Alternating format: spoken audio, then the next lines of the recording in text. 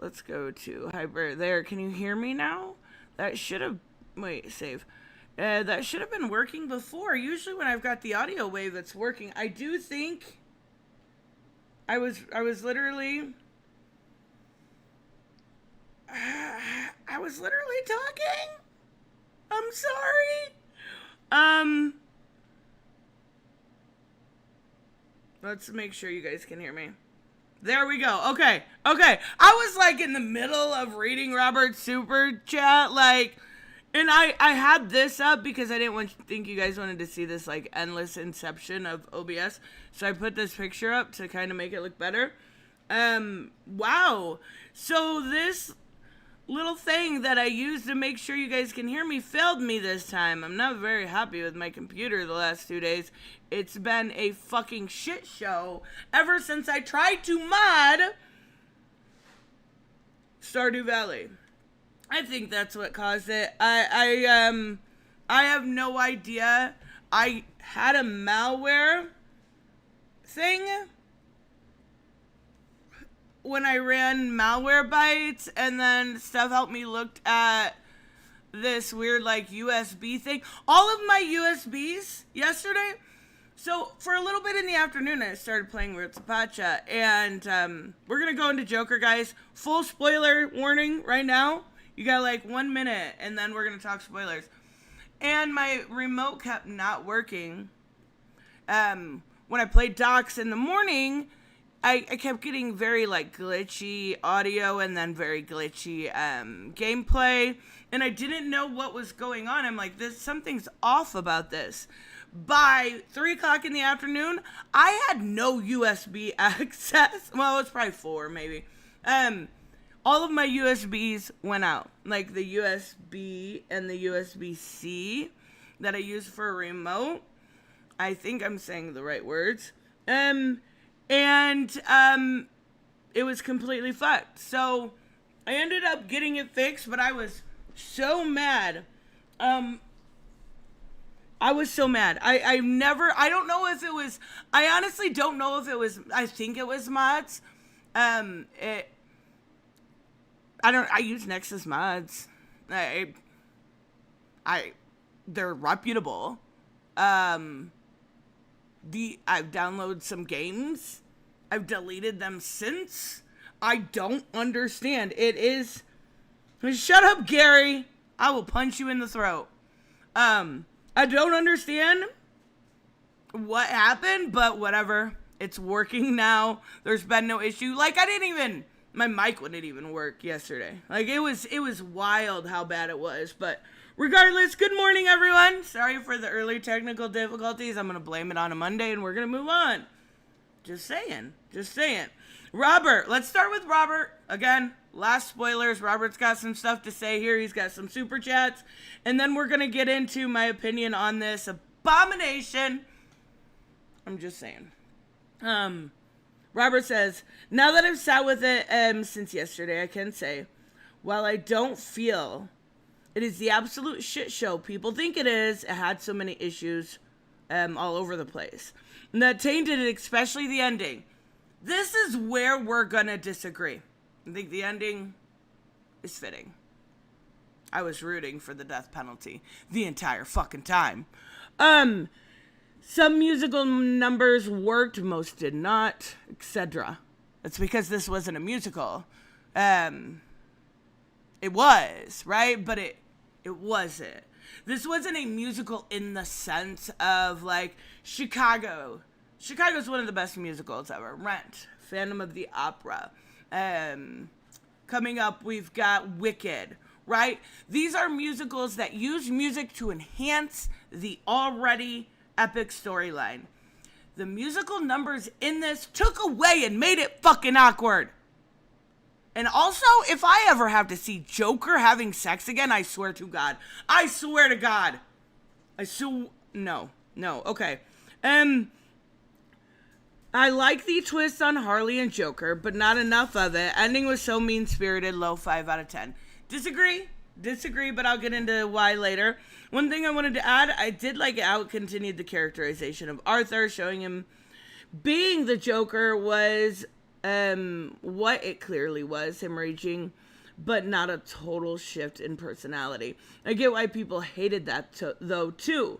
So many wanted him to embrace Joker, but nothing in the first movie indicated he can maintain the persona for long. Double-edged sword. He's not the Joker, right? Which is good. It was, everybody watching the first movie was like, this is Joker in name only. So it does make sense, right? At least to that degree. Robert said, by the way, did you see you wore the classic purple suit? No. High C's sometimes doesn't have the best cams. So glad I didn't pay for this fucking movie. Should not have admitted that live, but you know what, it is what it is. All right. Now I'm to the no audio thing. Okay. I think I'm caught up. Oh my goodness. I'm so sorry about that. Whoa! Oh my god, that fucking roasted. Okay, Raymond said, when asked on Twitter why DC Studios logo wasn't on this movie, James Gunn replied that because it wasn't a DC Studios movie. Oh my god! That's kind of like the best roasting ever. Right? Yeah, okay. It does make sense. Pika said you went to see the show. Oh, now I get to watch your review, Pika. I'm excited for that. He gave it a 3 out of 5. I think that's being nice. Robert gave it a 5 out of 10. I don't like scoring things sometimes because like I can sit here and criticize Mortal Kombat, but I'd still give it a 9 out of 10, right? As much as you've heard me bitch about it, and you're like, how? How can it be a 9 out of 10? If all you do is bitch about the game, it's still a 9 out of 10, right? But if I had to give this a score, I think I'd give it a 3 out of 10 or a 2 out of 10. And there's a lot of reasons for that. First off, if you enjoyed the first movie, like I know that this is me giving advice I would never take, right? I would never take this advice. And people told me this. Don't even bother. Don't even bother. You've kind of got to see the train wreck in order to understand the train wreck, right? Go see something that you're going to have fun with. You're going to get frustrated. You're going to see Joker fuck Harley. Yeah, that's in there. Yeah. He came in like 2 seconds. I don't even think she did. Like it was the most awkward sex scene I have ever fucking seen. I have ever fucking seen in cinema, period. Hooded said he'd give Joker 2 a 4 out of 10. I think those are fair. I just think, so my bias, okay, this is what I started to explain when my audio wasn't working, right? This movie was literally curtailed for me. This movie was made for me. And what I mean by that is I am the target demo. I love musicals. I love music as a way to express emotion, right? And that's what they tried to do with this. I love Harley. Harley is my favorite character, the best comic character ever created, right? Only, in front of Batman. And I love Batman, right? This movie, I was the target demo. Therefore, I kept an open mind. Therefore, I went into this, I was excited. Besides Barbie, this was the only movie I've really been excited for recently, though I have heard really good things about, I think it's called The Wild Robot. It's an animated movie. I've heard really, really good things about it, so maybe that'll be a nice palate cleanser. But,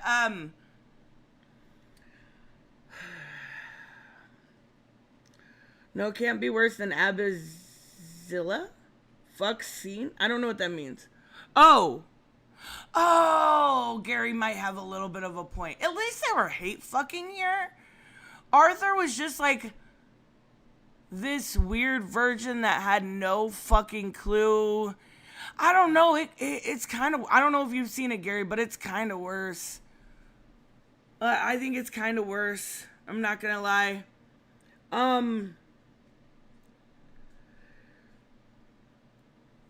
let's start with what worked, because that's going to be the quickest part, right?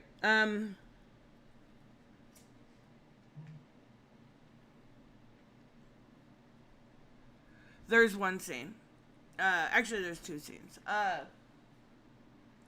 There's a scene. So, okay, I'm just going to do a synopsis, right? This is a recap of the first movie with a courtroom circus. That's basically it. We see Arthur in jail. We see his interactions with a few inmates. You're not going to get any fun, like, Easter eggs. You're just not. There's one, Harvey Dent. Which I didn't know about, but I did see Cartoon and Comics mention it the other day, so I knew it was coming up. He does become Two-Face, but not in the sense that you would think. Like, not really. There's no future for this franchise. There's just, let's be real here. The Razzie is fucking so excited for this movie, James. No joke.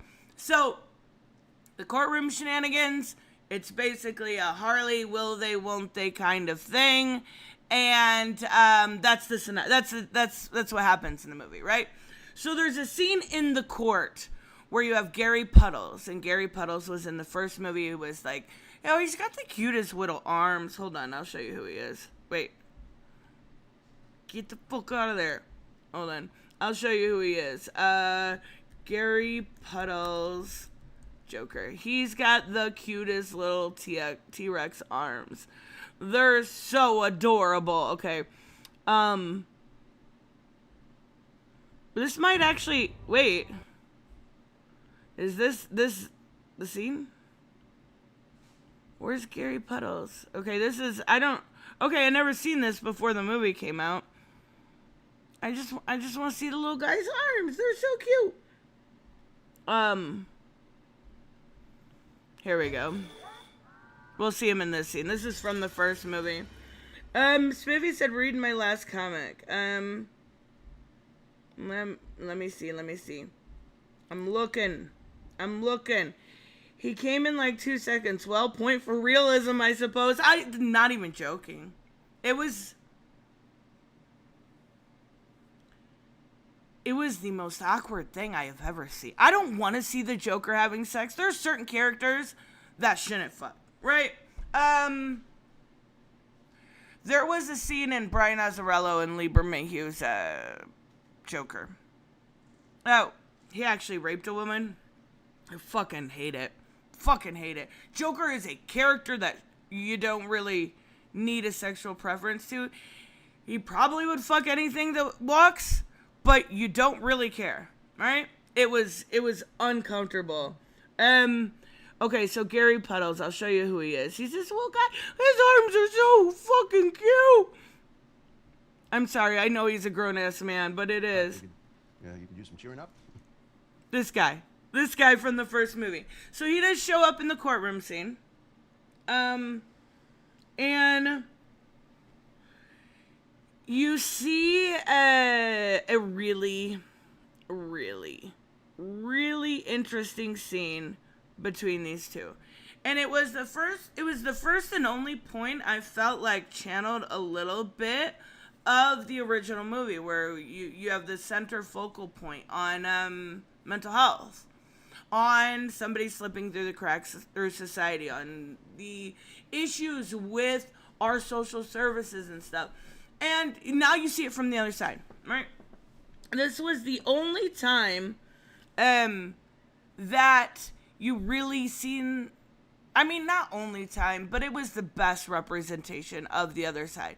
He, in this scene here in the first one, actually saw the other character, Randall, being murdered, right? And it's about that. This scene was great because he looks at Arthur, who's dressed up as the Joker, right? And, says basically something along the lines of, you were the only one that made fun of me. Why did you do this to me? I can't sleep. I'm scared all the time, right? Talking about his trauma. That scene was really, really good. That's the one scene.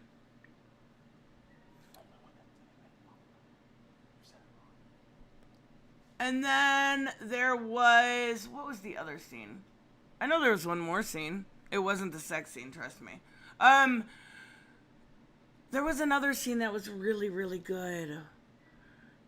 Fuck. If it's this hard for me to remember. Oh, I know what it was.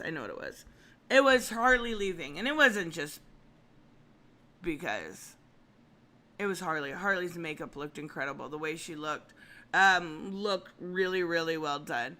And I was rooting for Harley leaving this bitch, man. Like, okay, that's not fair. Absolutely could have saved this movie in about...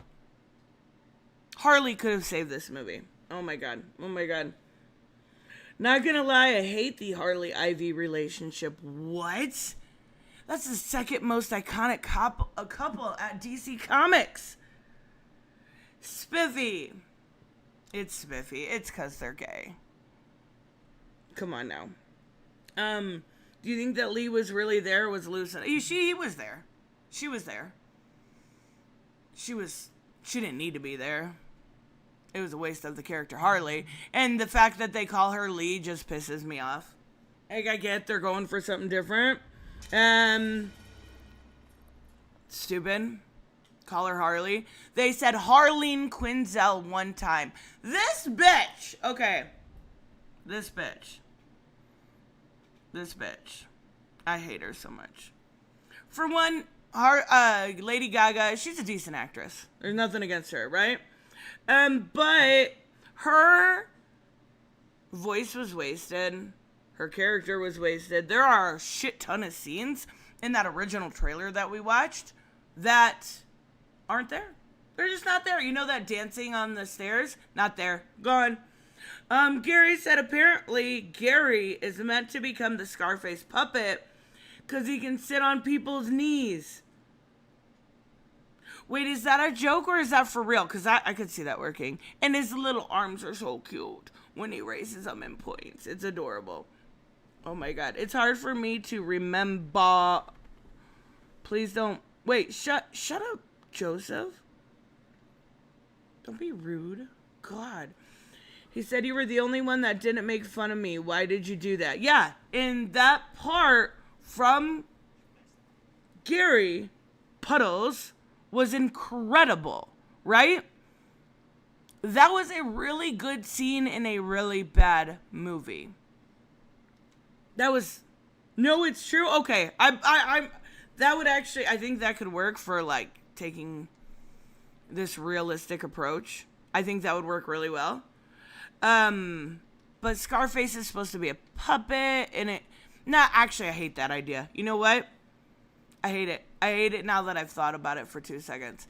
The reason I say so, Scarface is supposed to be a puppet. It's supposed to be a, figment of his imagination, a way to deal with trauma in the same way that Joker was for Arthur, right? Very similar concept. Can't be a real person, right?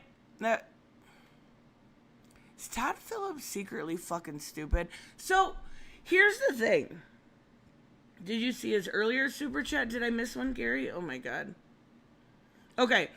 You see, the mistake you made was watching the movie as soon as someone said they are making a sequel. I say no. They're not. It doesn't exist. You're absolutely right. This movie doesn't exist. After today, I'm gonna put it on a little compartment in my brain and pretend I never see it. This is the worst version of Joker we've ever gotten. It's not even really Joker, it's Joker in name only. But and not even Harley. It's terrible. It's terrible. Oh, in Cosmin Cristani says the same thing. Like, you know, I feel like there was something there at that point, and there were moments, okay, going through this movie. The opening scene was pretty cool. They did this kind of spiff on Looney Tunes, where Joker became Noob Saibot, and his shadow was actually the Joker, and then the other version was Arthur, and it kind of recapped the moments with Murray, right? That was actually really neat. And I will say that it went on for too long. Like, it could have been like a couple minutes shorter. It was fine, but it felt like, oh my God, is this going to end yet? They definitely noob-sidebotted him. They were trying to show the distinction of personalities between Arthur and Joker. Spoiler, there is no distinction in personality. There's none. I mean, it's sticking your hand up a midget ass doesn't take your trauma pain away. I don't know what will. Okay, yeah, that's fair. Except for...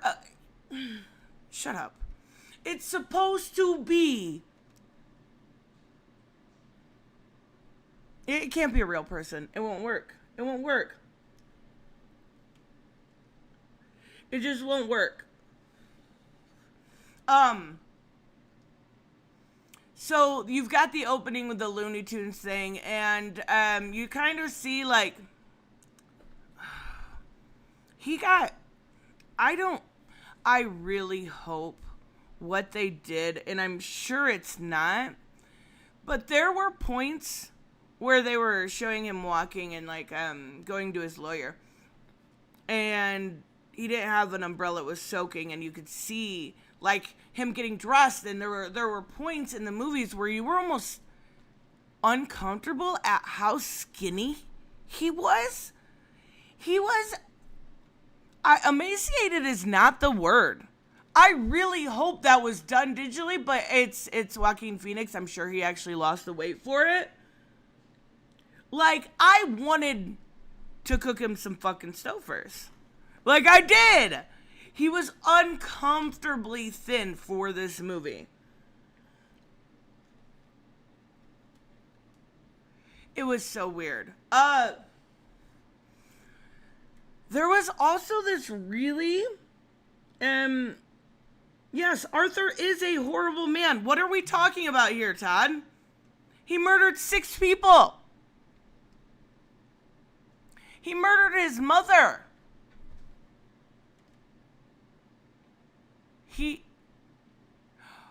Are we still under the assumption? Are we doing this like Joel thing again? Where we're trying to pretend like somebody's a good person? If they're empathetic in the slightest? That's how he looked in the first... No, I agree. He did, but he was just uncomfortable skinny. Really uncomfortable skinny. And I felt really bad for Joaquin Phoenix because I can't imagine he ate more than like an apple a day for months. This movie revealed his mother was worse. Yes, it did. We knew about the abuse, but there was also sexual abuse that we didn't know about. I'm pretty sure he got raped by the guards at one point in this movie. Like, they weren't playing when they showed the prison system. They were not. Oh my God, shut up, Gary. I believed you. He said, you were so gullible. I was taking the piss because he's so small and you believe me. Oh my God. Yeah, I did believe you. He's got adorable arms, though. Come on. He's got adorable arms.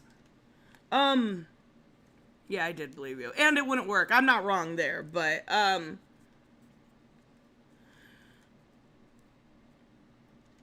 God. Let me see. It's not healthy for actors to change their bodies that dramatically. Yes. That's what I'm saying. I felt really bad. I felt really, really bad for him. So, I guess we're doing this whole, like, he's not a bad person. Don't you compare Joel to Joker. Joel was good. Joel was a murderer. Joel was not a good person. His decision he made, I agree with. But that doesn't make him a good person. Right? Actually, the Joker murdered less, and I mean way less people than Joel ever did. By that instance, this version of the Joker, he's not the Joker, he's Arthur Fleck, is a better person than Joel. So, I love Joel. I love The Last of Us. Top 5 video games for me ever, that series. But Joel is not a good person. No, Todd, I totally agree with you. Todd said, I mean, yeah, he is horrible for the killings, but you can also feel bad for what he went through. 100%. 100% you can feel bad. He was, and that's what the first movie tried to show, 100% a product of his environment. Down to Abby. Jesus, wrong. We were talking about Joel. Down to his mother, down to the system, down to where he lived, down to his job, everything. He was a product of his environment. Holy crap. We're not doing this. If you really think that Joel was a good person, we're talking about the Joker. But Joel was a terrible person. Awesome character. I love Joel. But he was not a good person. There we go. That's the end of that. What was the point of calling this movie the Joker? Oh yeah, so let's talk about that.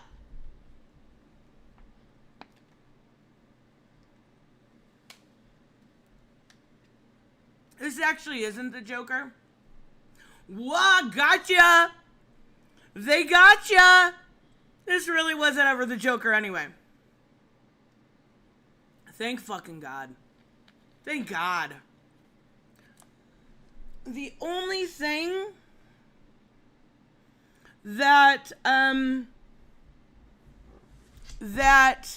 could have saved this movie is, okay, so I'm going to explain the ending here and explain what I think would have made it better, right? Basically, the Joker gets the death penalty. Or, I guess we don't see him getting sentenced, but he's found guilty on every account, right? So, he gets a visitor. We don't actually find out who the visitor was. We're not talking about adorable arms right now. We're talking about this, so we'll put this back. Basically, he gets a visitor, and he starts walking, to the visitor.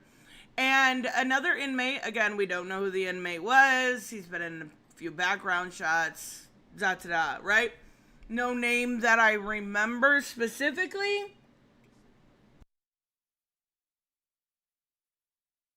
Oh, wait, hold on. So he was, I'm pretty sure, in the beginning. So there's this scene. I gotta explain this. There's a scene in the beginning where they always laugh at Joker, right? Like, if he makes them laugh, he gets a cigarette. So, of course, he's gonna do so.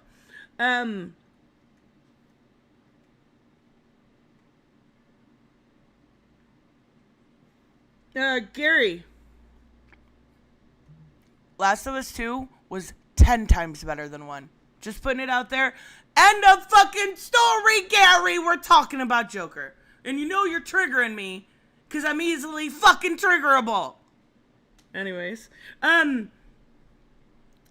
So, in the beginning, we see this guy walk up. And he's like, they say the Joker is a good kisser. Can I have a kiss? And Joker kisses him, right? This is the guy we see at the very, very end. He gets a cigarette for kissing him. So, I mean, he's in prison. Why not kiss a dude? Who fucking cares? And he walks up and he's like, can I tell you a joke? He's like, can you make it quick? You know? He's like, yeah. Okay. There's this psycho and this clown, they're talking in a bar. Basically, it's not a joke, right? He's just waiting for the punchline. And the punchline is that he stabs Joker, right? And Joker does this whole, like, Sonny and Cher thing with Harley where she actually kills him in his brain, right? All of the musical scenes are delusions, right? It's Folie, Deux, Cher delusion. But we see in the background the guy that actually, stabbed Joker, gives himself a Chelsea grin, and he's actually the real Joker. Fucking great. That was great. But I can tell you what was making it better. What would make it better, right? So, The guy kissing him was not the guy that stabbed him. That was Ricky. Oh, okay, that was Ricky, the guy that... Whatever. Joker kissed the dude. I wanted to tell that story. I thought it was the same guy. They look like... No, they don't look like it all. So, what could have made this better is the whole time throughout the movie we see the on again, off again shit with Joker and Harley. I guess it's mostly on again, right? Joker's obsessed, or they're both obsessed with each other. It's not a Joker and Harley relationship, right? It's not. This is a sad puppy of a Joker. Like, I mean, he was the same in the first one, but he's like... Harley should have been just as obsessed as she was, and he should have been... I don't know if they wanted to show that side of Joker, the more, like, abusive, like, I don't give a shit if you're here or not Joker, but that was not him. But what should have happened, if they wanted to say this, is this whole time Harley... because she did leave him previous to this, when she's got this, like, she looked great in this scene where she leaves him. She looked fucking awesome. She looked beautiful. She looked Harley-esque for the very first time. Gorgeous in that scene. Everything should have been done by Harley. Everything. She should have been secretly manipulating him, because we do see her do that multiple times with her lies. Manipulating Joker for this punchline of this real Joker stabbing him. And that should have been her man. That would have, I thought, been a much, much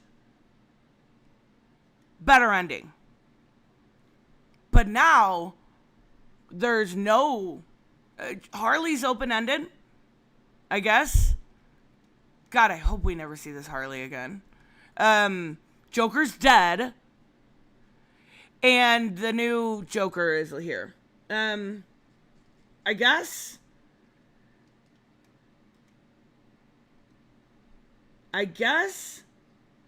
That's... Arthur doesn't have that in him to be fair, to be abusive. This version of this Joker, I want to make this clear. I love the first movie. I think it's a great piece on society. I think it's a great piece on mental health. I think it's a great piece on the people that fall through the cracks, right? With, mental illness and issues. But Joker was always kind of like this wishy-washy. He wasn't ever really Joker that we know, that we think of, right? He wasn't ever this commanding presence. He was always, and I hate to be like cliche here, because I'm going to use a word that I fucking hate, right? I'm going to use a word, but I don't know how to describe it. And you guys, we can all cringe together. He was kind of like a beta male. Whereas Joker, as we know him, that's not him.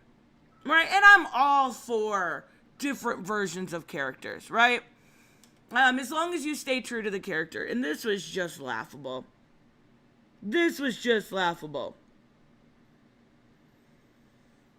And I don't know. So,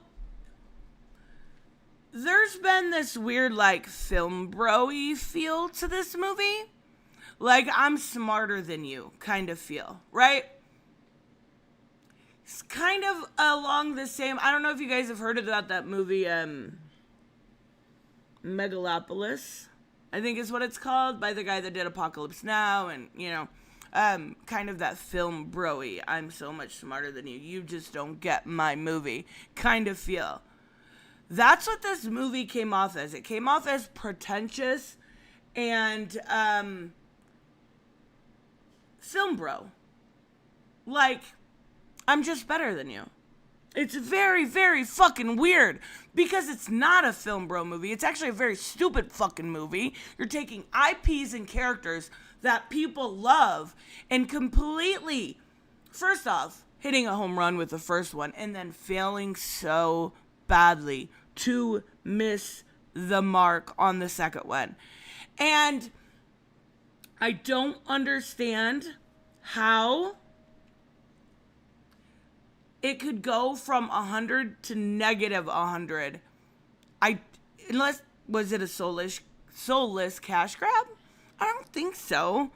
I feel like there was a lot of work put into this. I haven't seen Megalopolis yet. Cosman. I've heard kind of mixed reviews. I do know that it was a very expensive movie that did not do very well. It'll be interesting to see. It'll definitely be interesting to see.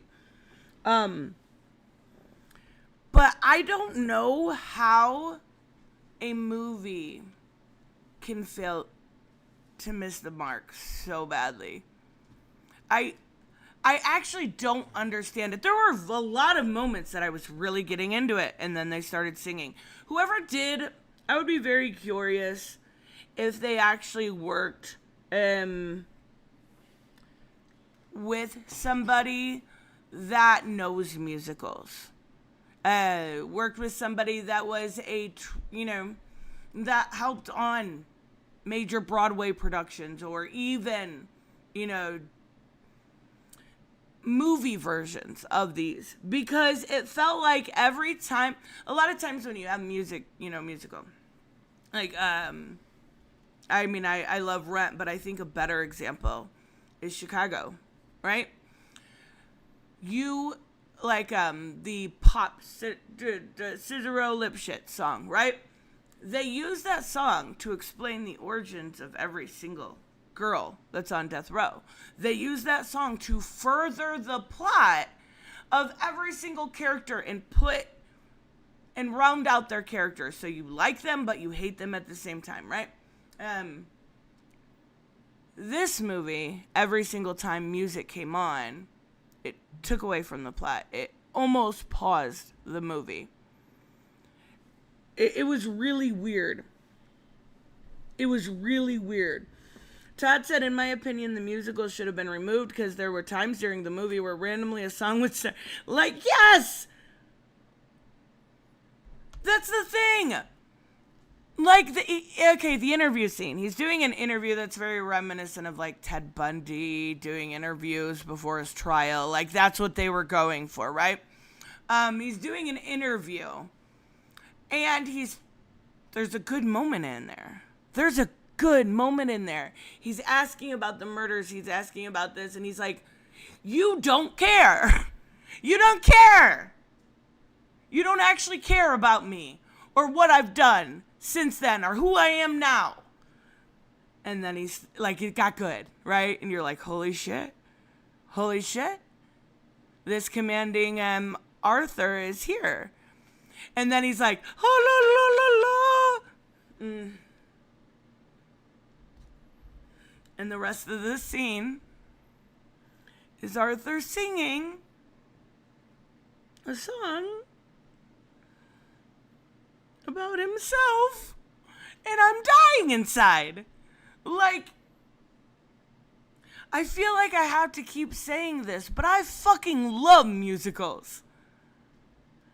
And this was not done by somebody or for somebody that loves musicals. It was really, really weird. Gary, thank you so much. He said the reason this movie is crap is because the director is an idiot. He doesn't understand his own movie. He believes the people that said the first movie would inspire incels. So he said that he made this to combat it. I don't believe that at all. Hold on. We're gonna look it up.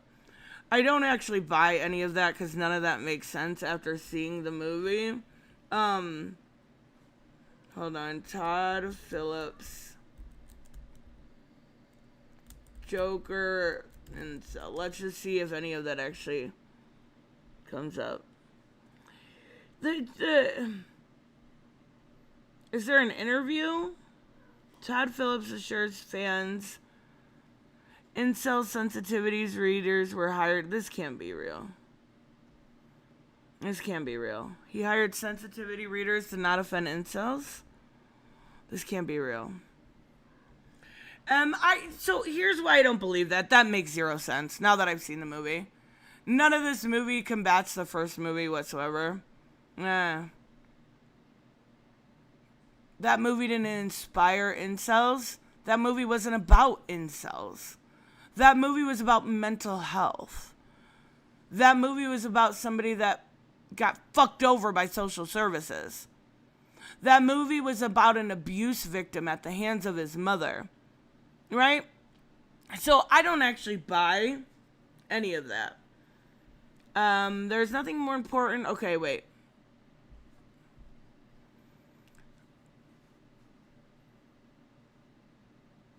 What? Oh my God. What?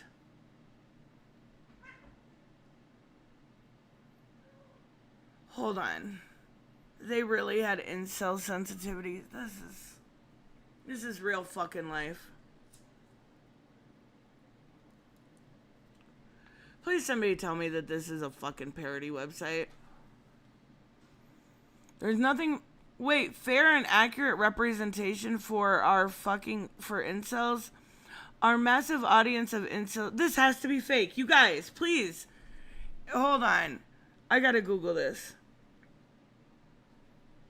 Is harddrive.net a real website? Okay, it's a satirical. Oh, thank fucking God. Oh my God. Oh my God, I thought this was real. I thought this was real and I was so concerned. I was so concerned. Oh my God. So, is there anything actually about that Todd Phillip has said? Please somebody tell me what the first movie has to do with incels. Right? For one, if you're offending an incel is a very, very small part of the population. I don't think they're really worried about that. Right? Like...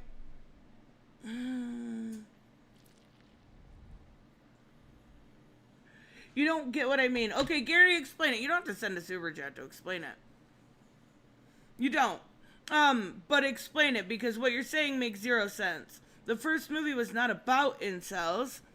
He says he doesn't understand his own movie. He believes the people that said the first movie would inspire incels. Hold on. What percentage of the population are incels? No, that's not right. No, my lisp made it, what percentage of the population have cells? I mean, I feel like it's a smaller percentage than even like the trans percentage. You know what I mean? Like, I don't feel like that's a real I mean, maybe I'm wrong, but we went from Joker to this article says, how much sex are people actually having?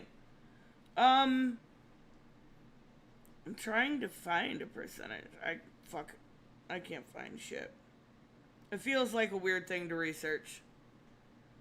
It feels like a weird... Anyways, the first movie wasn't about incels. I do know that there was some of the media saying... it's gonna do this or it's gonna do that. Oh, you did find a quote from Todd Phillips. Okay, let me see if I can find it here. So he says...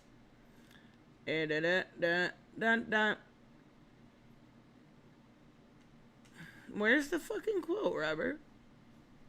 I'm looking. If anything, this movie combats... Nope, that's not it. I don't actually see what you wrote. At the time of the Joker release, the comic book villain origin story received a political backlash that was accused by left-leaning writers of pandering to incel culture due to its sympathetic treatment of the central character, a societal outcast turned violent killer. Phillips has shared his disdain from this viewpoint, asking, "Isn't it good to have these discussions about violence? Why is it a bad thing that the movie does lead to discourse about that?" So, he didn't say anything bad. He called the controversy eye-opening, adding, "What's outstanding to me is that the discourse in this movie is how easily the far left can sound like the far right when it suits their agenda." Fucking roasted, Todd Phillips.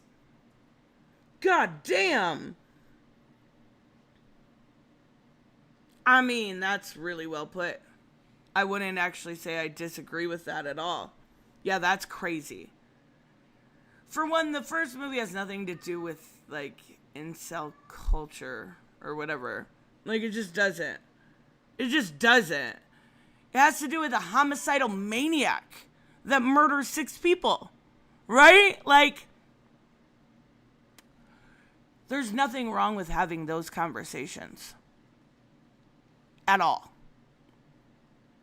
And I think the media's backlash to that is quite telling all on its own. That's really weird. That's really weird. He says, for the first movie came out, they wanted it canceled because they thought it would make people copy the Joker. Yeah. But you say they, like it's this, like, people with power. There was some people in the media that thought it would cause issue. Fucking ignore them. They're stupid. The movie was incredible. The second movie doesn't take away from the idea that this movie was incredible, right? I wonder if it's got the same writer, because I don't know if they were on crack originally or weren't on crack. I don't know what happened. But if it has the same writer, I would be very, very surprised. If anything, this movie combats the idea of people who use figuras that can promote their agenda, kind of like Gina Carano for the anti-SJWs until they are no more use. And that was a big part of this, right? There was I thought it was going to be Hugo Strange. At one point, there was this doctor that showed up on trial. But, of course, they didn't have any really cool Easter eggs, so don't expect that. The coolest one was in the first one. It was his one psychiatrist whose last name was Kane, because of Bob Kane, right? But that was it.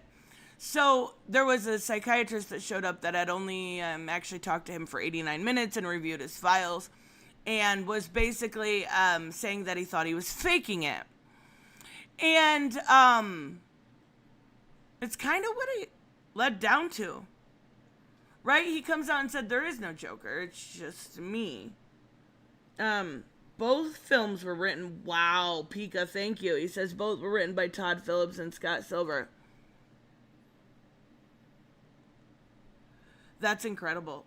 That's honestly incredible. Because I would have guessed something different. Like, if I just had to go off of my own idea here, I would have guessed something different. Because it was that bad.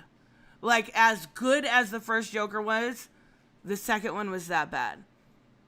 And, like, I know I haven't talked about Harley very much, but that's because there is some of Harley, and this could have served as a Harley origin, and it still kind of does to some degree, but Harley was...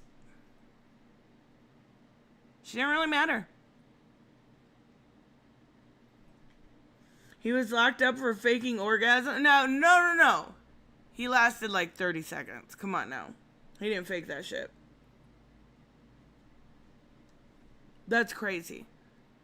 It's crazy that they thought the sex scene in this movie was smart at all.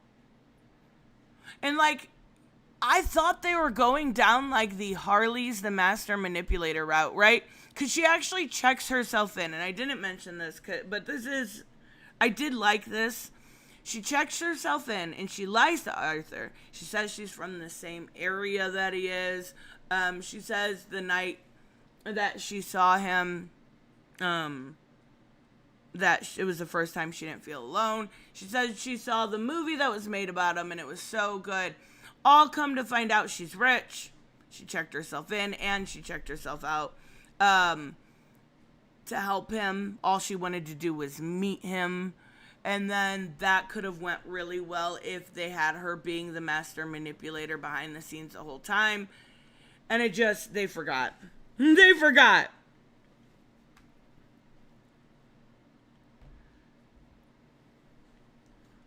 I mean, Spiffy has a point. But this isn't Harley, right? This is Lee. This is Lee, because she's edgy, right? She's edgy, and she wears floral. Fucking Harley in floral. Come on. She's a groupie. Yeah, she's a groupie. That's it. She's a groupie. That's a perfect fucking way to put it. And the moment he looks at the, people that judge you in a court, the jury box. The moment he says, I'm not the Joker, she gets mad and walks away and breaks up with him. And she says she's pregnant. Was that story ever resolved? Is she really pregnant? Was she lying about that too? Because she doesn't deny that she's pregnant. Like, do we have a little toiletette in there? Like, what was that? It made no sense. Though she looked good in her last scene, but they put her in fucking floral and gave her this, like, let me see if I can find it. This hair. Oh my God. Joker, Harley. Wait, Joker 2. Let me see if I can find her. They gave her this, like, so this scene, see how she looks like she's coming out of an elevator here? I have loved this picture since it was released. We don't actually see this scene whatsoever. Like, at all. None. It's not there. Didn't happen. Fucking stupid. There is, okay, they're not going to show it. This is when they're having sex. It's so uncomfortable. It's so uncomfortable. I'm pretty sure I also called it here because I remember saying she looked pregnant.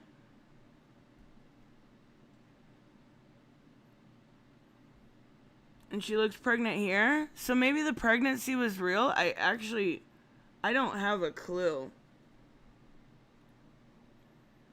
if that was real or not. Though I want this outfit. That's fucking awesome. They're not going to show her in that stupid floral fucking shirt with a stupid ass hair.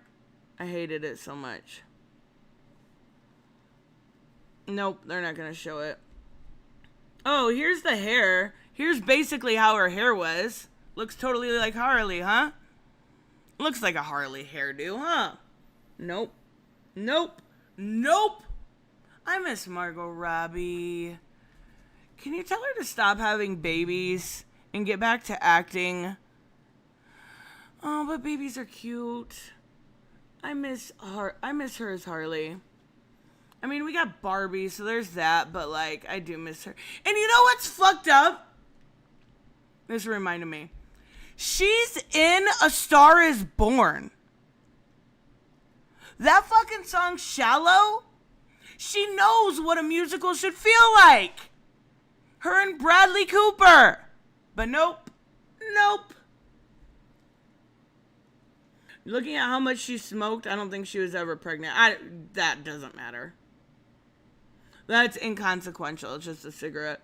One scene I liked for the subtlety was after the lawyer told Arthur about Lee's lies. We see him dream of the two together. But slowly he realizes she's all about herself. And then she shoots him, realizing that manipulation. That was smart writing, in my opinion. No, I do agree. There were a few scenes here and there that were decent. And like when she was, when they were doing the singing stuff and how she looked really here, she looked gorgeous. She looked really good. There was no accent. There was no way to talk. There was nothing that would scream Harley. But she looked pretty. So there's that, I guess. I don't know. When this movie comes out, we need to do an actual, like, watch party. We won't be able to stream it, but we need to, because I want to be able to show certain things, and I can't, because, you know, it's in the theaters. But this was just the worst thing. This is the worst movie. I'm trying to think if I've ever seen a worse movie. Like, I have guilty pleasures that are bad, right? I even said the other day, like, Elektra wasn't that bad. Daredevil wasn't that bad. Catwoman, there was a few things that were savable in there. I am your target demo, you dumb motherfuckers. And you ruined everything that you built. I'm a little angry. It was set in the 80s. How knowledgeable were people about the dangers of smoking to pregnancies at the time? They weren't. That's why I said it's inconsequential. I mean, people to this day still smoke when they're pregnant throughout their entire pregnancy, and it doesn't, I mean, obviously, don't fucking do that. It's fucking stupid. But I'm just saying, people have smoked their entire pregnancies and had fine babies. I'm just saying. I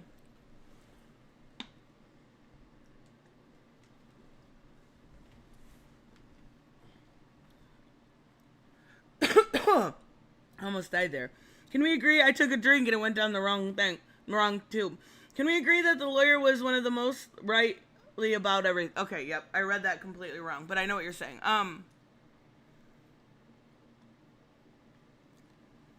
The lawyer was the only good character in this film. I think I can honestly say that. Though she did try to make Joker look bad, but of course she did. She was trying to get him off on insanity plea. She was the only good character in the entire thing. She's the only one that treated him with any amount of respect, more than Harley did. The first time we're introduced to the lawyer, it's after they bring Joker from Arkham to meet with her, and they drag him through the rain, and she's like, couldn't you guys at least give him an umbrella? And she gives him her coat. Like, the only good character in this entire film is the lawyer. And he fired her. Again, another very Ted Bundy or whatever of him, right? He fired her. Fucking insane how bad this movie is. Holy crap. How?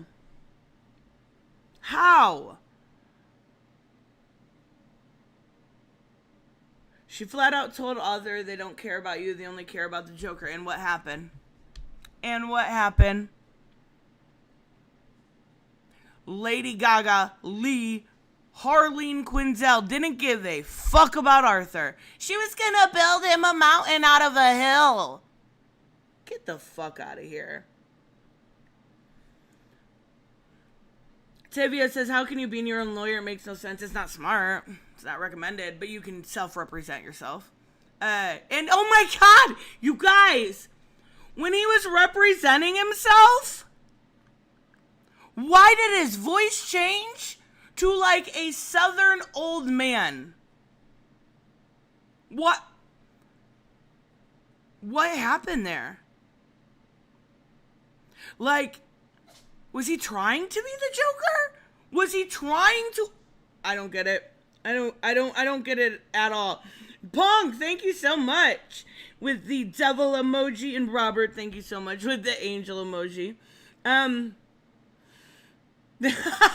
I seen you, Smithy, put note to everyone. While y'all have been in discussion about the movie, me and Raymond have had a whole Deadpool versus Wolverine arc. I noticed you guys were talking about something, but I didn't see what it was exactly. That's so funny. And you know what? I don't blame you. I don't blame either one of you. I didn't think Deadpool and Wolverine was perfect. I didn't like that they killed, the main villain. I didn't like all the multiversal shenanigans, but it was leagues. And don't tell Todd this, I swear to God. It was leagues better than this fucking abomination of a Harley Quinn story. Or Joker story, whatever.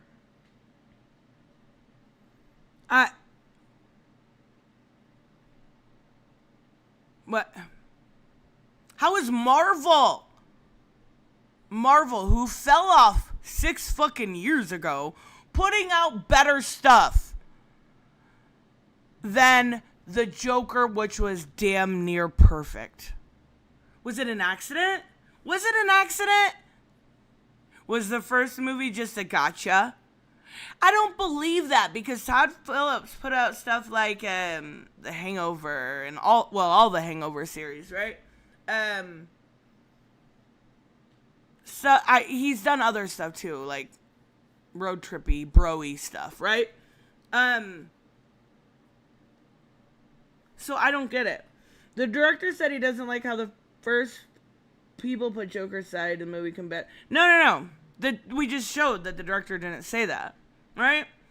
And if you've seen the movie, Gary, and I'm not trying to be disrespectful, but if you've seen the movie, that makes 0 sense what you're saying.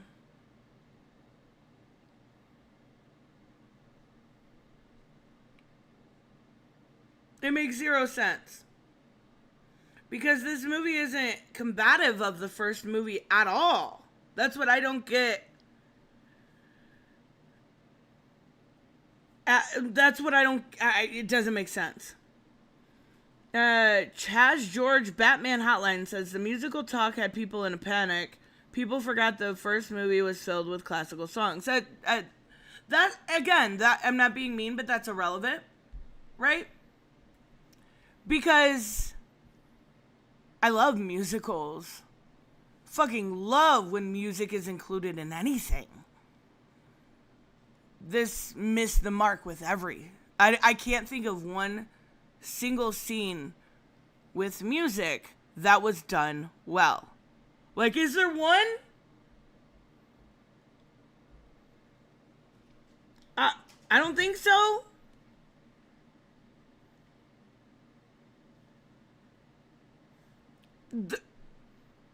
I can't think of one.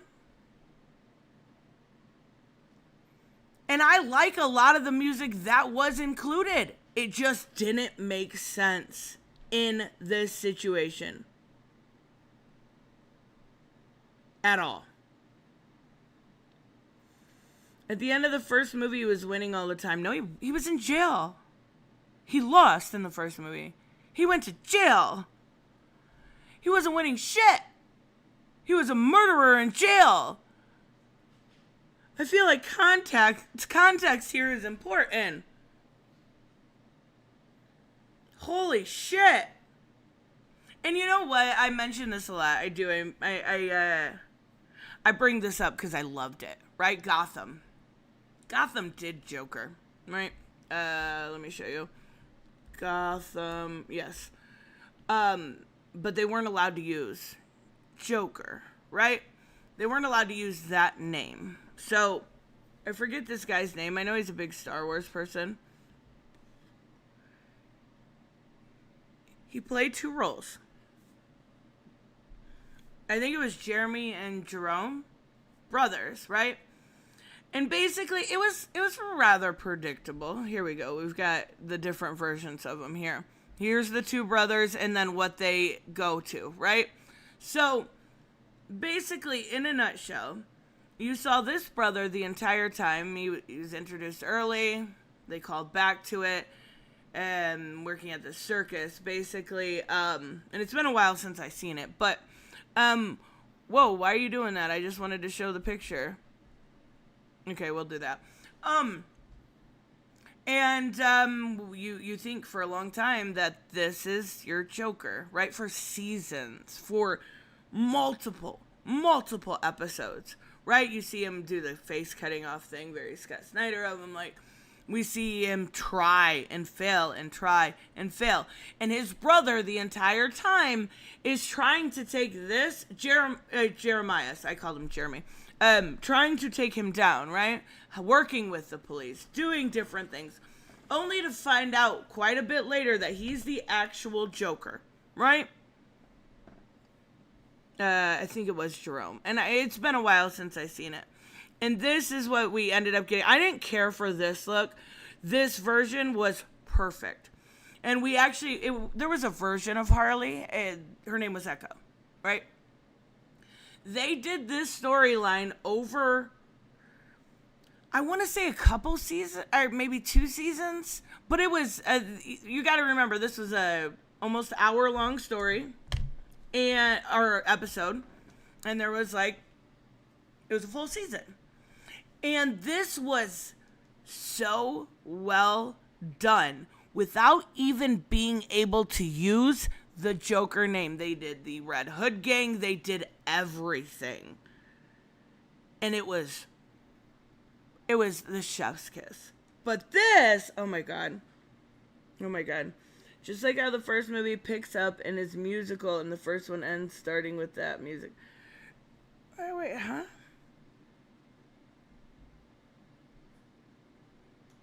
Gotham's Joker could have never worked when everyone in Gotham knew what his or their real name was, just like with Arthur. They would have been called Jerome or Jeremiah, but never Joker. And I do agree. But the reason I'm bringing this up, Pika, specifically, is because this worked so well, comparatively, right? Let me see. Let me see if I can find it. There's a great scene with Echo. I think that's how you sell it. I think her name was Echo. There's this dance scene. And this is their Joker and Harley-esque. Oh, this quality is incredible. And they even do the classic dance. It's so well done in this show. Who's he, the sidekick? Anyway, they tried to. And this was on Fox. This was just a Gotham that couldn't even use the Joker name. I loved everything about. I miss this show. It was so good. Except for the last episode. Don't watch that one. Just don't. Chaz says, I don't get why everyone is trashing this movie so badly. It connects very well to the first. Rather, just because it connects to the first. It connects to the first by having the same characters, right? I'm not saying there weren't clever parts in it. And I'm glad you enjoyed it. I really wanted to enjoy it too, right? I really wanted to enjoy it just as much as other people did. Now, I haven't seen anyone. You're the first. But I wanted to love this movie. And it missed the mark 100%. It didn't even know there was a mark. It just put slap together. There's a scene where Harley they're watching a movie, right? And she's bored. She's like, let's get out of here. He's like, no, you won't, you'll miss the singing. And she's able to start a fire in the back. And they escape and they're singing and then it's dance. Oh my God.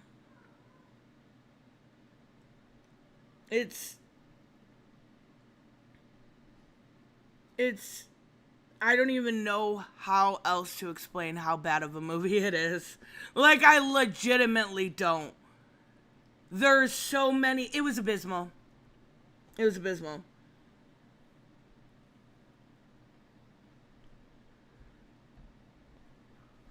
Oh, Robert, I didn't even pick up on that. You're right. And that tipped me off that she was lying. Why the hell? Well, it's Harley. I knew she was lying anyways. But, why the hell would an arsonist be allowed matches? She wouldn't. She wouldn't. And it was just, like, her saying, he has to be the stupidest fucking person in the world. Right? Because she goes, what? He's laying there. It's after they all escape, right? Or try to escape. He gets his ass beat and thrown into, like, solitary or whatever. And she shows up, and he's like, are you really here? And she's like, yeah, I'd do anything for you. It's right before the sex scene. And she's like, I have to go. They're letting me loose because you're a bad influence on me. They're sending me home because you're a bad influence on me. Like, he can't be that fucking stupid, right? Like, I mean, he believed her. And I was just like, that's not how this works, right? We do come to find out that she let herself out, right? But, oh, it's so bad, you guys. And I don't even think, let's look it up. I'm very curious. I watched part of Grace Randolph last night. Joker 2 box office. I'm curious what it is. Because you got to remember, this movie was... Oof. This movie was a lot more expensive than the first one. Wait, what?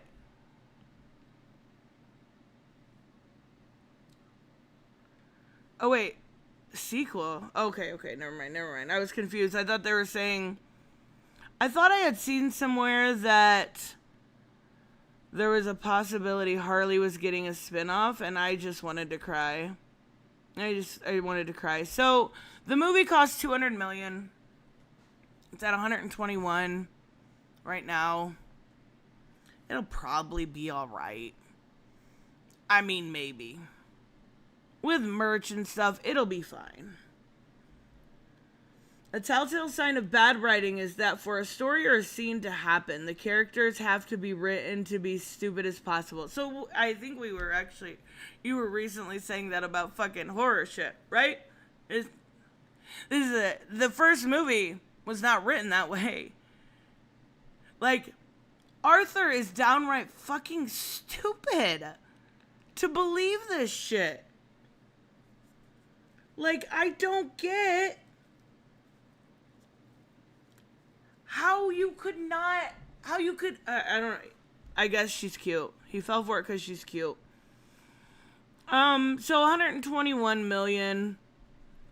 It probably needs 400 million, 300 million to break even. It'll be fine. But it should have made, you got to remember the first one made $1.1 billion on a $50 million budget and won Oscars. This is just probably in recent history the biggest fumble I have ever seen. Ever. Especially when it's only 40 million in America. Most of that's coming from internet. Oh my god. Why the movie needed 200? I mean, there was a lot of scenes. And a lot of times when movies have that big of a budget, you gotta think about how much Lady Gaga, think about how much Joaquin Phoenix, think about all of the talent involved, from makeup to set design to wardrobe to VFX after and post. Think about how much it costs to choreograph those musical notes, all of the different places that they were shooting. So, I mean, I get why it needed that money, but they did it before on 50. I mean, it is what it is. That's crazy. I hated that they suggested was Joker in the Gotham show. It's very corny. Oh, I thought it was fucking incredible. It was very, very... I didn't like his final form, so to speak. But the way they did Joker in Gotham was so well done. I think I have a... Oh shit, I should plug my computer in. I think I have a video in my watch later for us to watch. You guys remember that guy that said Takeda Takahashi was race swapped from a white guy? I seen a video pop up this morning of his that said the Joker is a masterpiece. So I don't know if it's satire or what, but we're gonna take it. We're gonna take our chance. Do you think that Until Dawn remake? I haven't played either one of them. Gotta remember, my computer was out of commission. I'm saving Until Dawn for a stream anyway. I don't know about Silent Hill 2. Chaz, I'm really glad you like the movie. I'm really, really jealous. I'm not gonna lie. I am jealous. I wanted to love the movie so fucking much. I wanted to love this damn movie. And what did they do to me? Dicks. Just absolute dicks. No, the real question is, why did this movie need any money at all? It never should have been made, or at least a film in a garage using household items. You know what? We should have watched The People's Joker. Right? Do you guys remember that when that movie was in controversy? Right? Basically, it was a Joker allegory for I think, if I remember correctly, a trans woman or a trans man. I don't remember. But, I feel like it was probably better. I'm not gonna lie. That would have been so much better. Alright, we've got Joker 2. This has to be parody, right? This has to be parody. No, stop it. Fucker. This is the most unprofessional thing. When you do YouTube videos, you should absolutely have YouTube Premium, but mine ran out. I keep seeing tweet ads for that movie, Every Thread About Joker. What's Every Thread About Joker? What is that? Is that a movie too? My point exactly, like, even with inflation, these movies costing hundreds of millions, the money just don't make sense unless you're assuming... Oh my god, please don't do this. Of course it would be you, Smithy. Shit costs a lot of money. Just living costs money. Let alone just salaries, right? Think of salaries. Set design, VFX, post, pre-production, writers. Like, let's not do this money laundering thing. Oh, I gotta unmute it. Nope. Do a review of a movie I just saw, Joker 2. Now, this movie is, I don't know, I've been waiting a long time for this movie. I loved the first one. Oh god. It's just, I don't know, it blows my mind. I have a lot of people I watch on YouTube, reviewers, Jeremy Jan, Snarky J, you know, Critical Drinker. I love these people. I normally always agree with their opinions on films. But I just can't on Joker 2. I went and saw Joker 2 and absolutely loved it. And I feel like... This can't be real, right? ...are looking at the movie the wrong way. Now, firstly, I want to... No, I mean, I seen ads for The People's Joker. Oh, I thought you were talking about a different movie called something in Threads with Joker or whatever. In Every Thread onto it. Okay, so, like, I've heard of that movie. I know there was a big deal about it using the name Joker, like... But now I feel like it would be better. I feel like I wasted my time. I feel like time is just as valuable as money, right? Like, time in itself, if I'm putting time into something, I feel like I'm owed my time back. I feel like that's fair. say the first. Who the heck is this guy? The reason why I picked this is because it showed up in my recommended. And it said it's a masterpiece. I want to know why. I wasn't sure if it was parody. I don't think it is at this point. But this is the guy. We covered him talking about Mortal Kombat because he said Takeda Takahashi. Remember that white guy? Takeda? You know, Takeda was race swapped because he was clearly white. In a world where I need to catch up on The Penguin. We need to cover that. I've only watched the first episode, but I mean, that was incredible. That was fucking incredible, the first episode. See?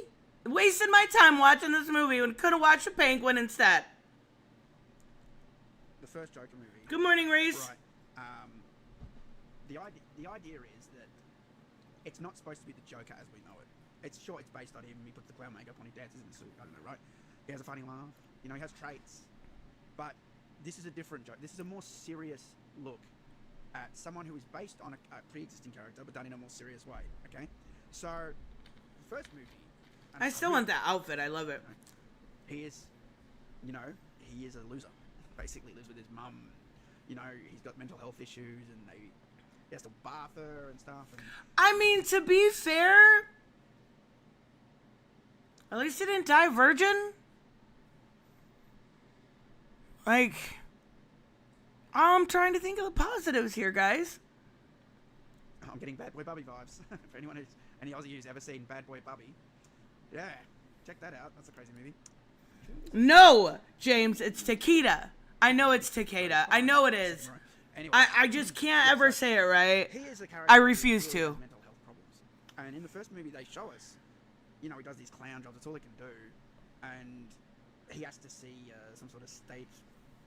All right, let's get into the second movie because I'm not going to disagree with him about the first movie. I think the first movie is incredible. I think it's a great look on using an IP, almost using an IP to start a real discourse about stuff that is issues in our society, right?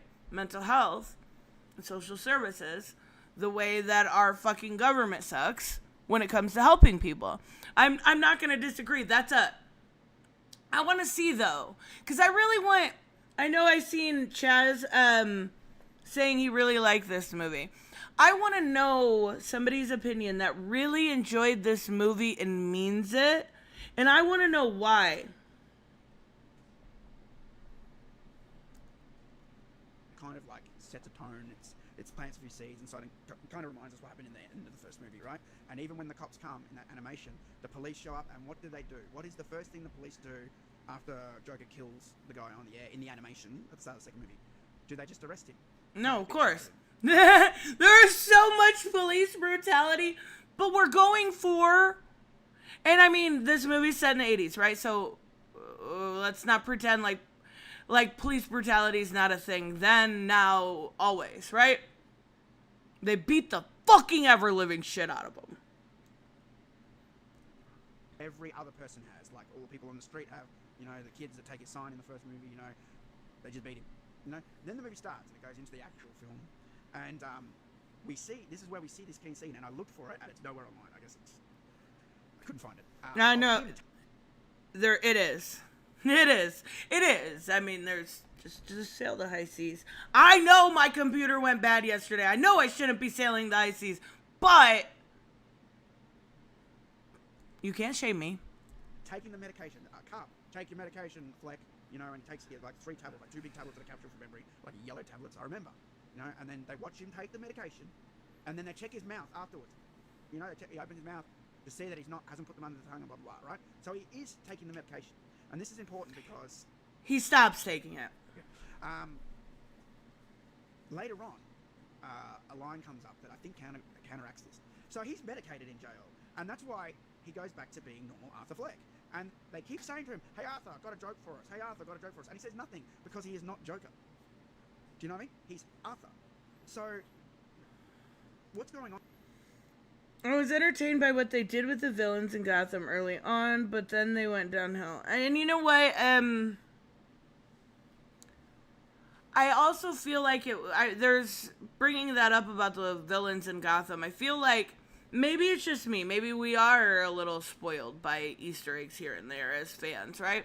But I wish they would have had that in this movie.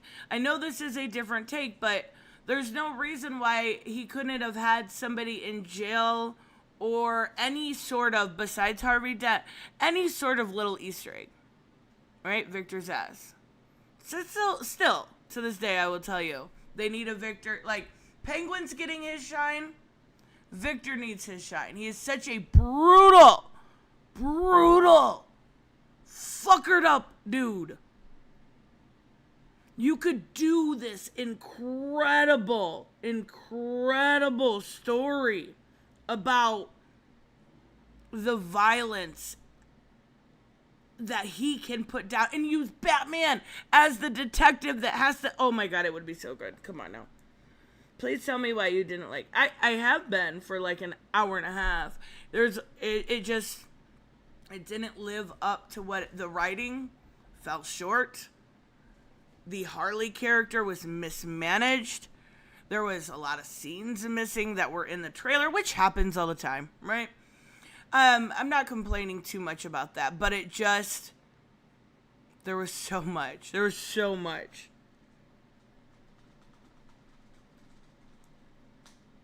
I think Birds of Prey tainted Zad. Fuck, no. Birds of Prey did not taint Zaz. He was entertaining in Birds of Prey. Give that movie a rewatch after watching Joker. You're going to appreciate it. I'm telling you. Zaz is top 5 of, I mean, don't get me wrong, Batman has an incredible rogues gallery. But Zaz, to me, is always one that has had the potential, but not necessarily used. Unless I haven't found the right story. Unless I haven't. But Zaz in Birds of Prey wasn't bad. You know what he was better in? I'm going to say it again. You're going to hate to hear me say it, because I'm going to bring it up all the time. He was fucking awesome in Gotham. He was awesome. You know the guy that's playing, I think, Metamorpho in the new Superman? That was him. Oh, so good. On is, the people in the jail are fucking with him, and he knows it. And he's positioning himself strategically. So I actually think he's smarter than they think. I actually think, even though he's got these problems, when he's on the medication, I feel like he gets kind of a bit smarter.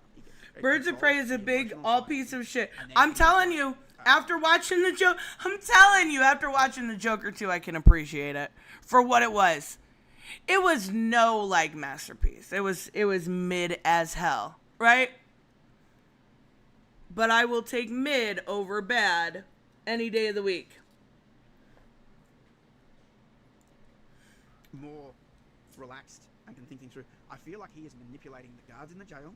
He's manipulating the social worker that comes to see him that wants to get him out. You know, his lawyer or whatever. He's manipulating everybody. Okay, so, I feel like if that had been true, there would have been some evidence of it, right?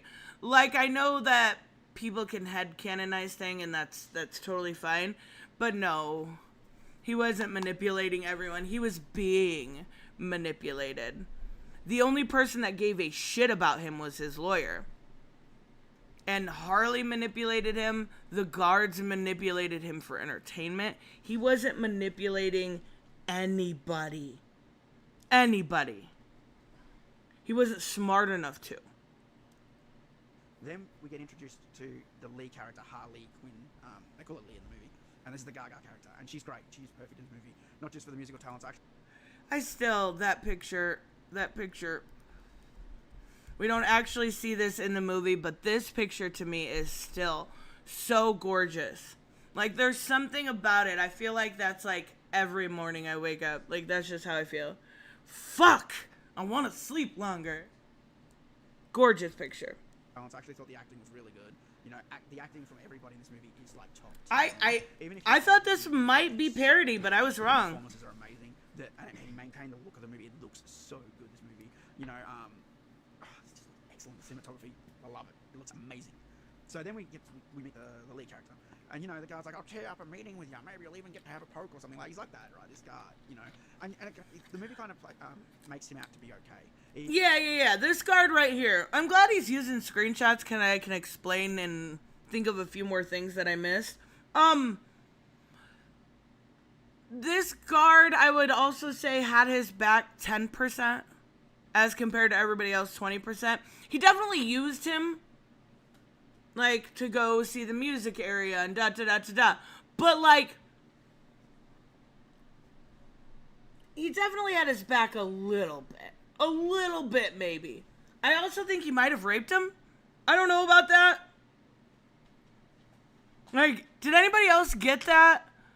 When he got pissed in jail. Okay, so he was in court and he was representing himself and he was talking about the fat guards that always bully him and they get real mad and they like beat him up and take his clothes off. Did they rape him? Or was that just me? Or was that implied? Like, I don't know what happened during that scene. They shove him down to the ground. I don't know. Gotham. Gary, thank you so much. Gotham never should have changed Ivy a second time and a second actress. The third one was getting too old. She had crow's feet at that point. Oh, didn't they change?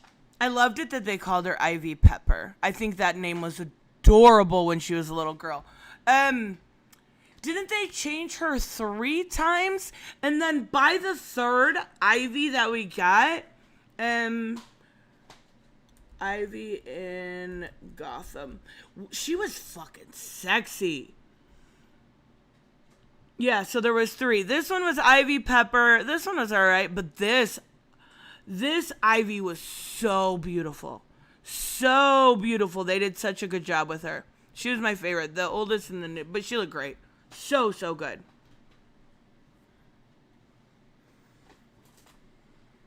I think they left it ambiguous intentionally. Okay. That does make sense, but they definitely pushed him to the ground face down, ass up. Like it was fucking weird for a Joker movie. It was weird. The second was hot. You think the second one was prettier? Which would have been, hold on. Let me see if I can, it was her. Yeah, she was gorgeous. But I loved the third one. I thought she did such a good job. Look how gorgeous that woman is. Fucking perfect. Perfect in a woman.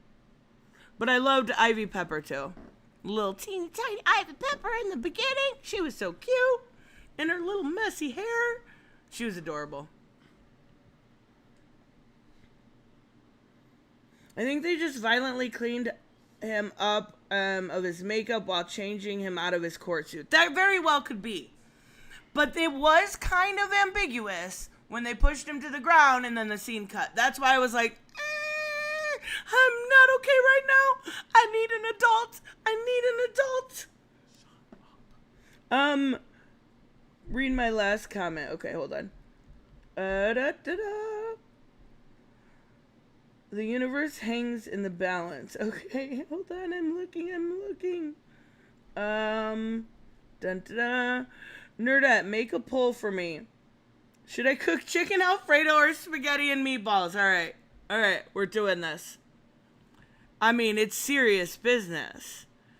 Chicken Alfredo and spaghetti and meatballs are fucking delicious.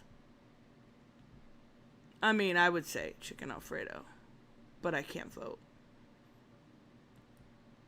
Come on, I can do this. All right, let's go. Should Spiffy? What is going on with this ad? No, come on. No, I'm gonna start talking. Let's go. Pause. There we go. There we go. This is serious business, guys.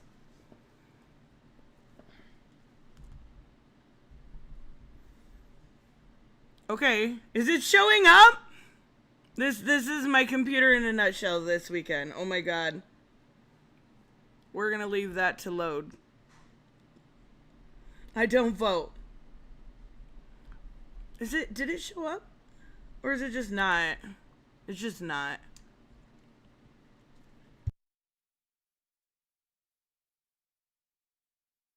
Stream within a stream. Did it show up, you guys? Let me know. Alright. Let's go back to this. There we go. He even asks for smoke, he gives him a smoke. The guy gives him a smoke. He's like, oh, this Yeah, guy's but he good. was manipulating And him. to me, I was He thinking, had to make him I laugh. bet he's bad.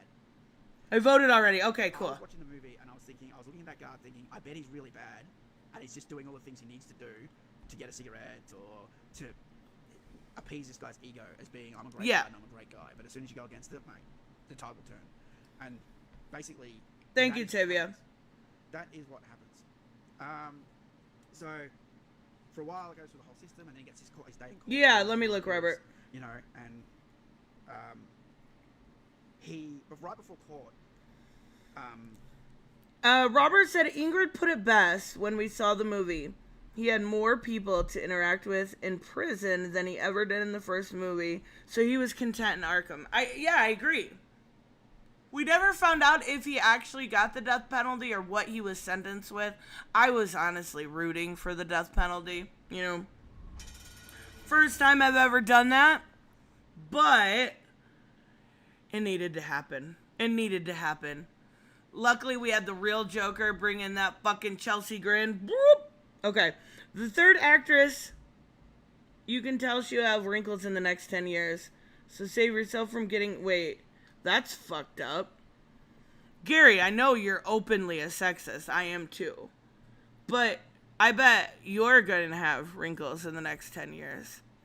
I bet all of us are. I'm not, because I'm 21. But I'm just saying, it's kind of fucked up. Who the fuck gets a divorce over wrinkles?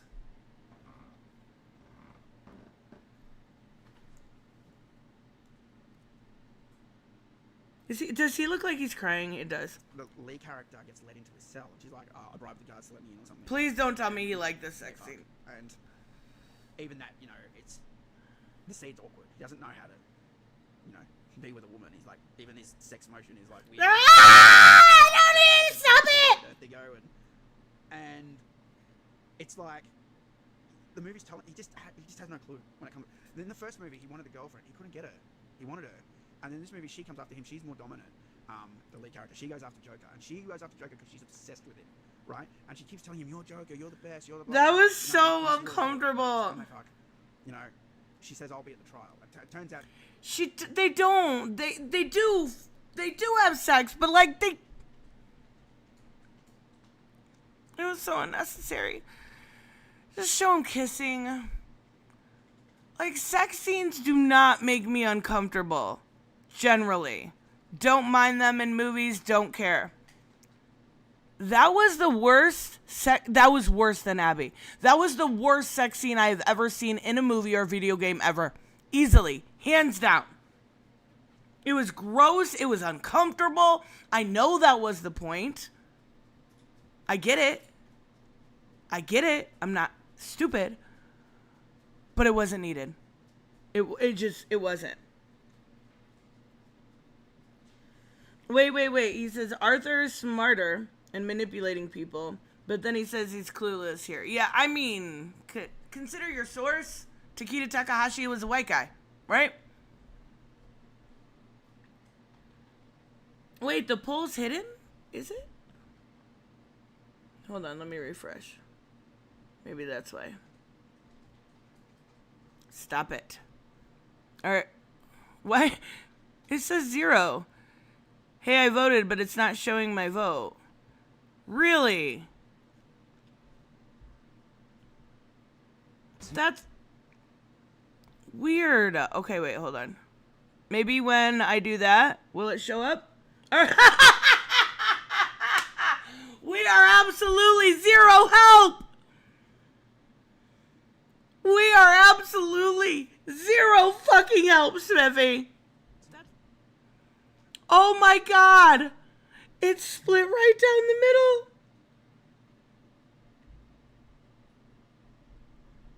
I'm sorry, Smithy. I still say go with the Alfredo.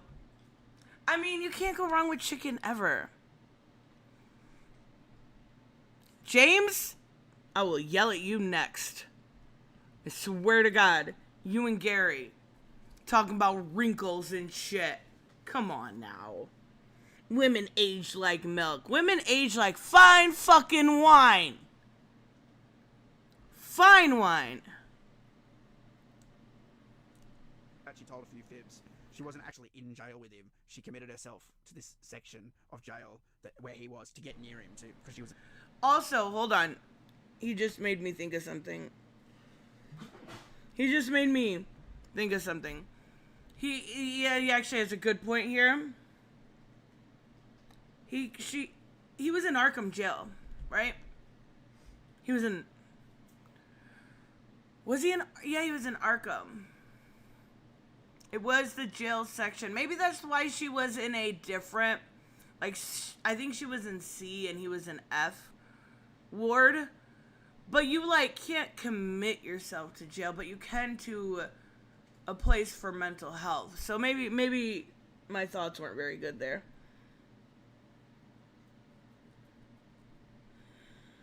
Alfredo tonight, spaghetti tomorrow. There we go, see? Kinda helped with the 50-50 vote.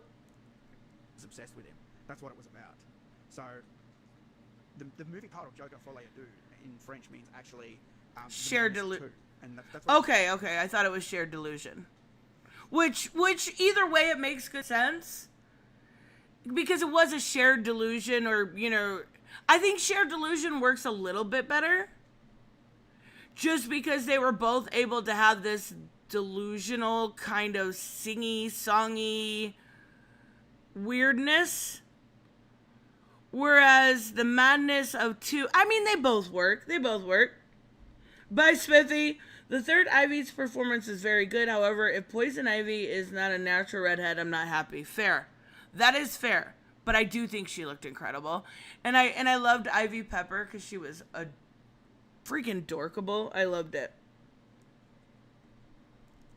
It's about, they're both crazy. And the movie even tells you that she's a pyromaniac. She lights the jail on fire. I mean, even my friend, he was a bit like, oh, I can't believe that she was just able to light the jail on fire. She's a pyromaniac. That's what I said. Everyone's smoking. Like, I don't know. They probably went... That's what I said until Robert rightfully pointed out that she obviously wasn't in for arson. Right? Like that didn't happen. Or that she wouldn't be allowed matches. Paying attention. They're probably supposed to watch it and they did it. You know what I mean? So this wasn't a problem for me. Yeah, she starts a fire. No, there's no Ivy movie. We're talking about the show Gotham. Joseph, I don't know if you've ever seen it, but you're missing fucking out if you haven't. Go to escape. They try to escape. And they run away. And this is where you get some of the musical numbers. And this is... that was the other thing I was trying to say. That people had a problem with the film that was a musical. And let me tell you something. I don't really like musicals. There's a few. Excuse me. Charlie and the Chocolate Factory, Willy Wonka and the Chocolate Factory, Sweeney Todd and the Bummer of Fleet Street. Oh, Sweeney Todd is such a good example. That's a good example. I didn't use that one earlier. That is a good one. Charlie and the Chocolate Factory, fucking terrible movie. Or Willy Wonka, whatever it's called. I don't know. Terrible movie. Like, I know people like it, and I know people like Gene Wilder or whatever, but...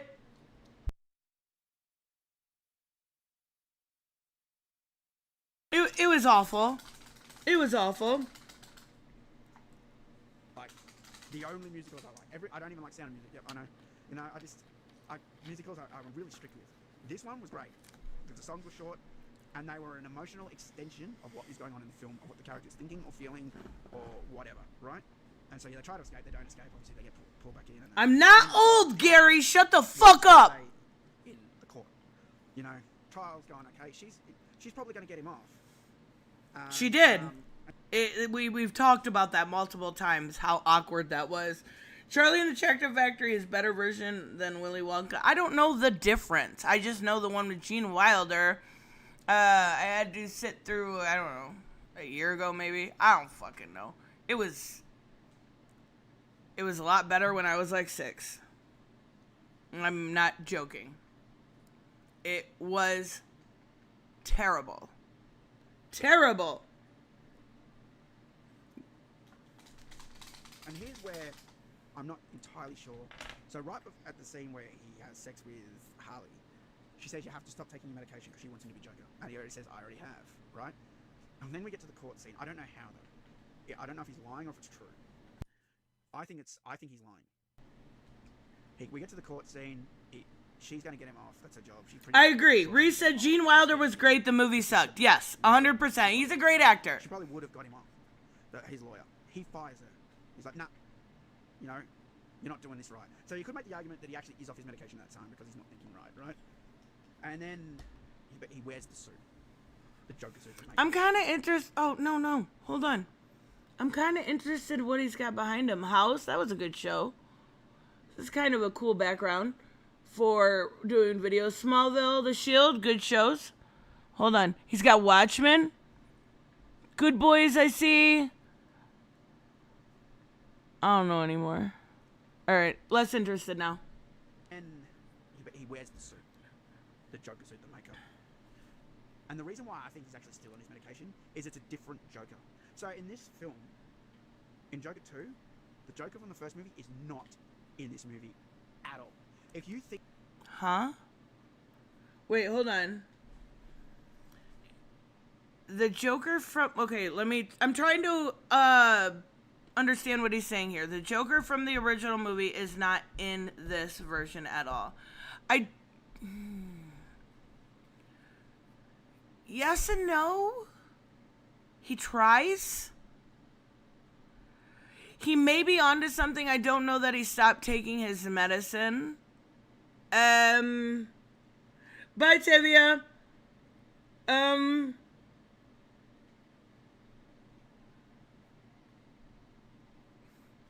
I don't know that I would necessarily agree or disagree with that. I don't actually... I understand what he's trying to say, but they're the same entity, right? They're the same... He does bring out that Joker, but it's not as commanding as the Joker in the first movie. Think about the confidence level of Joker from the first movie. You get what you fucking deserve. Bang. Do you know what I mean? If you think about when he is Joker and he just doesn't care and he doesn't care about the wrist and does whatever he wants, this Joker, even when he's got the suit on in court, sure, he's all confident in that, and he's putting on a funny accent when he's speaking to Gary Puddles. And the thing is, that scene is so pivotal in the film because it is. When Gary says, you scared me, I was your friend, you always were nice to me, blah, blah, blah, it sort of ruins that for him because he's putting on a song and dance for like everybody that wants Arthur Fleck to get let out. Like, there's this big media circus outside, right? They also... No, that's a good scene because I never got to look at these. Harvey Dent is the clown. That's not funny. I actually expected this review to... I think he's actually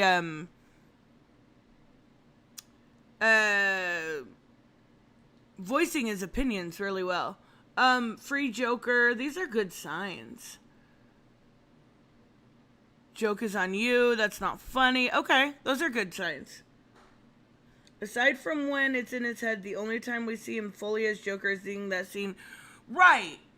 And I do agree that scene is pivotal, right? When we see him in that scene with Gary Puddles, he is trying to be that Joker. He is. He is. And that scene, I feel like, is what crushes him. Because he realizes what he did to somebody.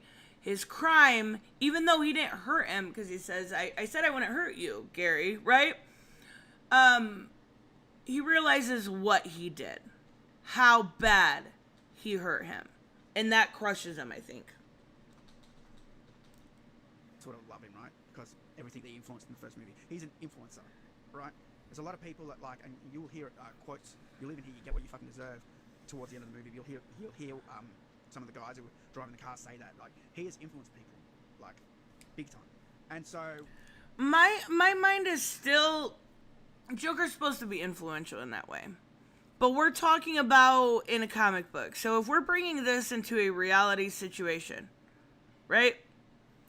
It is wild to me to think that a mass murderer could cause this sort of like freedom fighter-esque uproar. Like, really think about that. Could that happen in real life? I mean, I guess there has been historical examples of it. It's crazy to me. What broke him was back at the asylum. He felt he was on a high and he got beaten down, and his one friend gets strangled to death. He was helpless to stop it, like Gary. Oh, that is a good argument there. So he felt in that moment what Gary actually felt. That's a good point. Shut up, Gary. It's a Joker stream. I promise we won't talk about Joker tomorrow. When this guy isn't influenced by him and is scared by him, and he thinks the joke character he became was great, he sort of loses his shit. He gets mad. You know what I mean? Yeah, for sure. There's other times in the courtroom scene where he even fantasizes about killing the judge, and you see it, right? Oh, that was good. I did like that. Still taking his medication. If he was Joker, he would really just do it.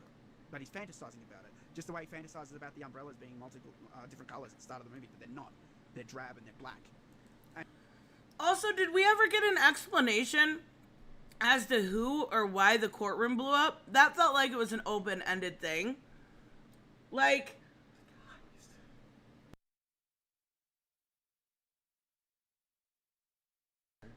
I'm pretty sure it was the Joker, guys. I don't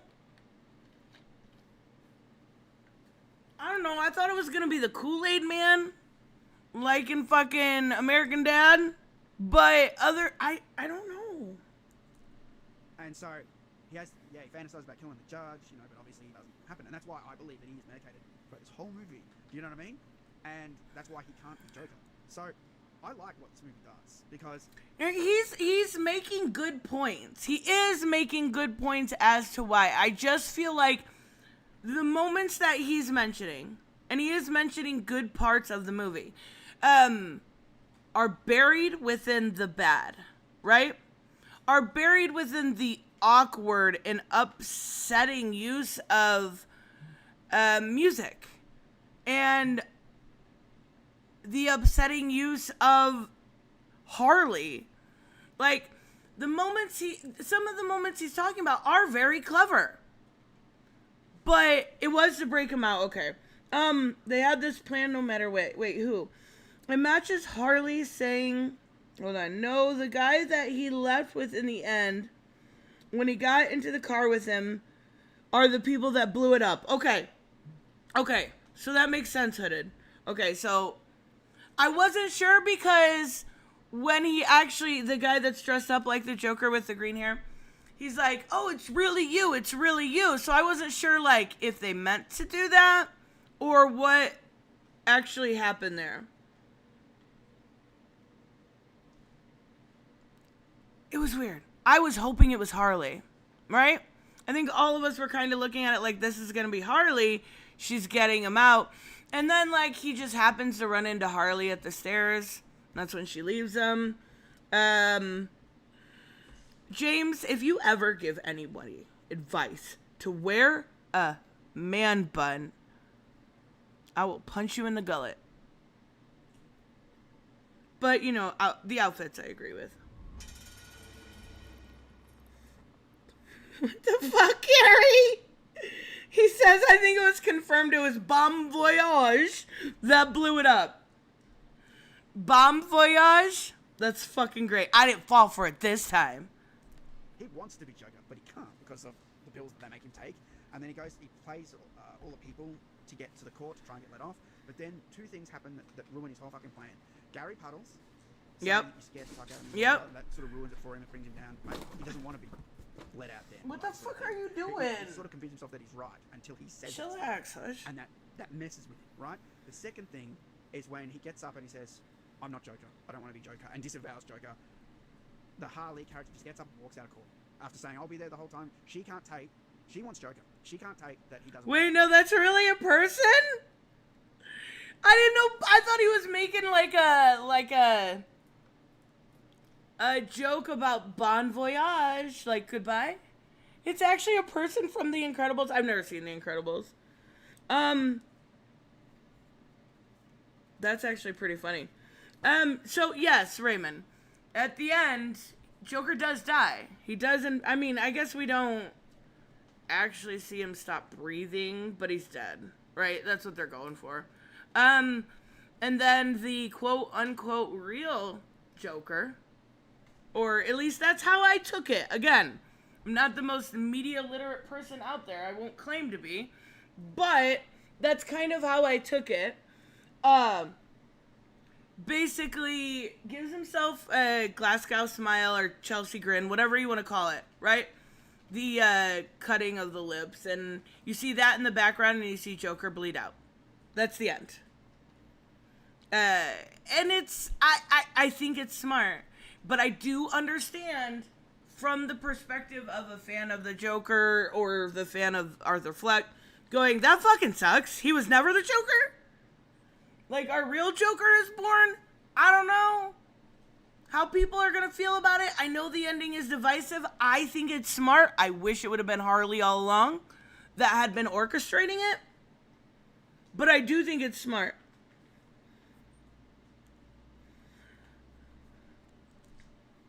Because he's medicated.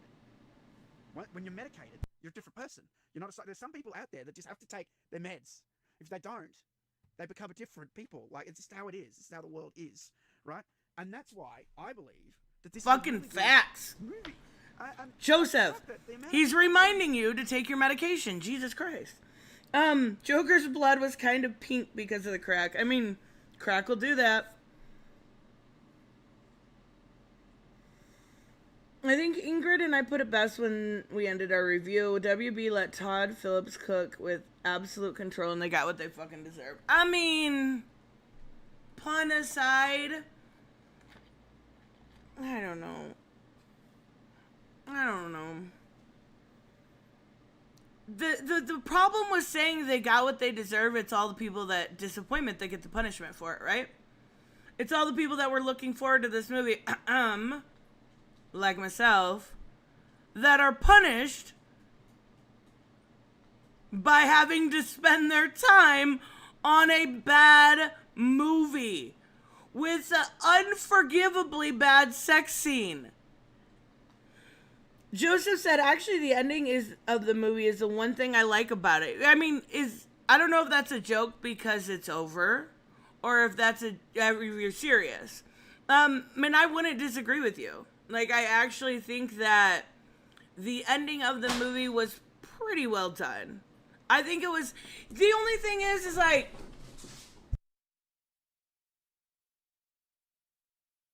sometimes I don't care for that, like, lazy ass kind of bullshit where it's like, oh, it was all a dream.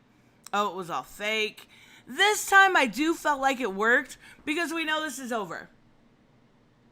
We know this is over. We know this universe is nothing.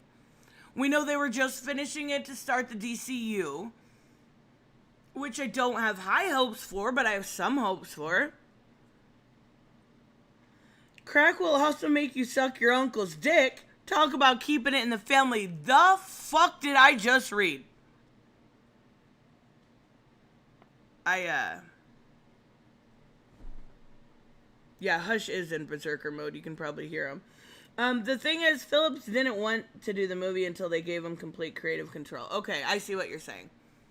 And unfortunately, it looks like they learned their lesson.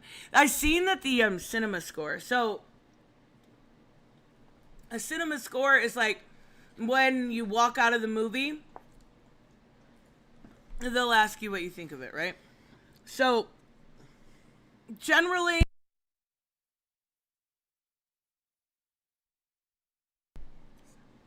aren't the best, but this movie's cinema score was a D.